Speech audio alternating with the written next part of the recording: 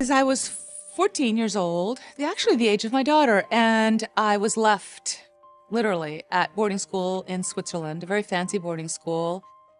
There's a certain kind of heartbreak that never makes it into the history books or the award speeches or the glowing magazine profiles. It exists quietly, behind the scenes, wrapped inside private moments no one else ever witnesses.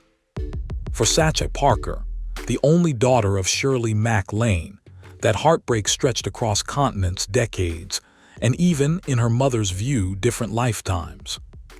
Most people know Shirley MacLaine as the fearless star of The Apartment, Irma la Douce, sweet charity in terms of endearment. They picture the quick wit, the quirky charm, the playful eyes that made her so magnetic on screen. But Sachi saw something different. Not a warm mother who held her close, but a brilliant performer who treated distance like survival. A woman who could captivate millions but struggled to stay present with the one person who needed her the most. So how did Shirley MacLaine, a woman admired for her emotional depth, become, in her daughter's words, the mother who wasn't there? And why, decades later, does the wound still feel so fresh?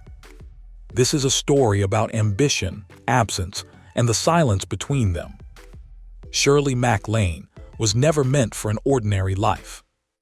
Born in 1934 in Richmond, Virginia, she grew up in a home where dreams were treated like currency. Her mother was a drama teacher. Her father wanted to join the circus. Creativity wasn't just encouraged, it was expected. As a child, Shirley took ballet classes and learned discipline early. She was talented, but more than that, she was hungry. She had a certainty that something larger was waiting for her. At 17, she went to New York and joined the cast of Oklahoma, on Broadway. She was the understudy, but she watched everything, every step, every cue. And in 1954, when the lead actress injured her ankle, Shirley stepped in. In the audience that night was a producer from Paramount. Within weeks, she had a contract and a one-way ticket to Hollywood.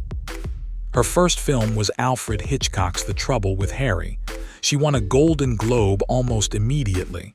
Audiences loved her, critics loved her, studios loved her, and she loved the momentum. That speed, that adrenaline, it became her lifeline. But there's a cost to that kind of rise. And Sachi would become one of the people who paid it.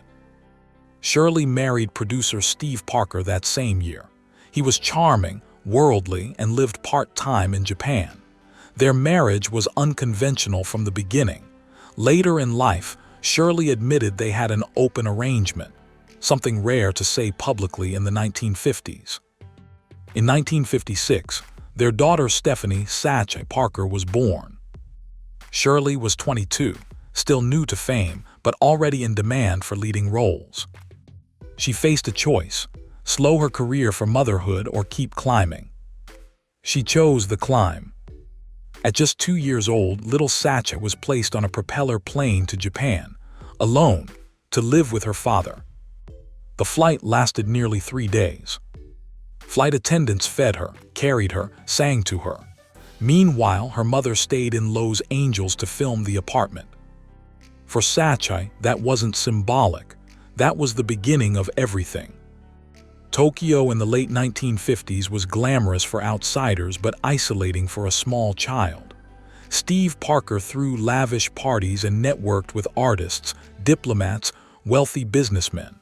On the outside, it looked exciting. Inside, it was something else. Sachi later described him as controlling and verbally cruel. He reportedly called her the idiot. He forbade her from reading. He used Shirley's money to fund his lifestyle, not the educational projects he claimed to support. She felt like a guest in her father's world and a stranger in her mother. Shirley visited for holidays and summers, and Sachi clung to those trips. She remembered the joy of seeing her mother running toward her in the airport, arms open, smile wide. They would eat store-bought cookies, walk through shops, laugh until their faces hurt. But Sachi wrote that after a few hours, the warmth vanished. Her mother grew restless, distracted, distant. After that, she said, I became a burden. The cycle repeated, affection, withdrawal, silence. At 14, Sachi was sent to a boarding school in Switzerland. When the semester ended for Christmas, no one came to pick her up. She sat alone at the school, waiting for anyone to arrive. Finally, a classmate's family took her, and so she wouldn't be alone for the holidays. Her father was yachting in Greece. Her mother was filming Shirley's World in London. When they finally answered her calls, neither apologized. Sachi later said that was when she understood her place in the world. She was loved from a distance, never up close. Shirley, meanwhile, was rewriting the rules of female stardom. She demanded equal pay. She refused roles she found weak or boring. She spoke openly about meditation, reincarnation, UFOs, and the idea that souls return in many forms. Her home was filled with spiritual teachers, psychics, authors, and philosophers. To fans, she was fearless. To Sachi, she was drifting even further away. When Sachi moved back to America in 1981, she hoped for something simple, a relationship, maybe a second chance, maybe even support as she tried acting.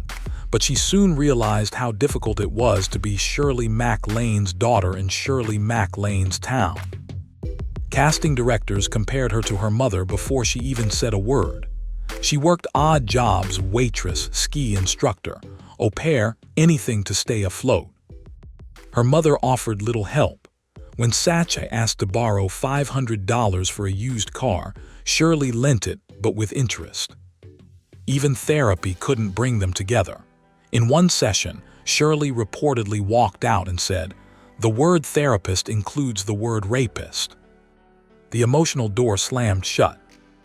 Then came terms of endearment in 1983. Shirley won the Oscar for playing Aurora Greenway, a complicated mother who, at the end, realizes how much she loves her daughter. Audiences cried, critics raved. Sachi watched from the outside, stunned by the irony. By the 1990s, mother and daughter were basically strangers.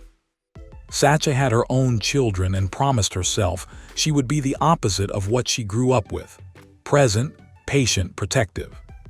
She kept that promise. But even the best family can't erase the old wounds. They live underneath the surface, waiting. Then, in 2013, Sachi decided she couldn't hold the silence anymore. Her memoir, Lucky Me, My Life With and Without My Mom, Shirley MacLaine, hit shelves. It wasn't a rage-filled attack. It was sadness on paper, a child trying to understand a mother who felt a world away. She wrote about Japan, the loneliness, the parties, the neglect, the emotional abandonment. She described the Christmas she was forgotten. She described the strange experiences in her mother's social circles during the free love era. She described the distance that shaped her entire childhood. Shirley responded quickly, calling the memoir virtually all fiction and a dishonest, opportunistic effort. She told People magazine she was heartbroken. But for Sachi, that denial cut deeper than anything else. She wasn't trying to destroy her mother. She wanted acknowledgement. She wanted someone to say, "I'm sorry." It never came.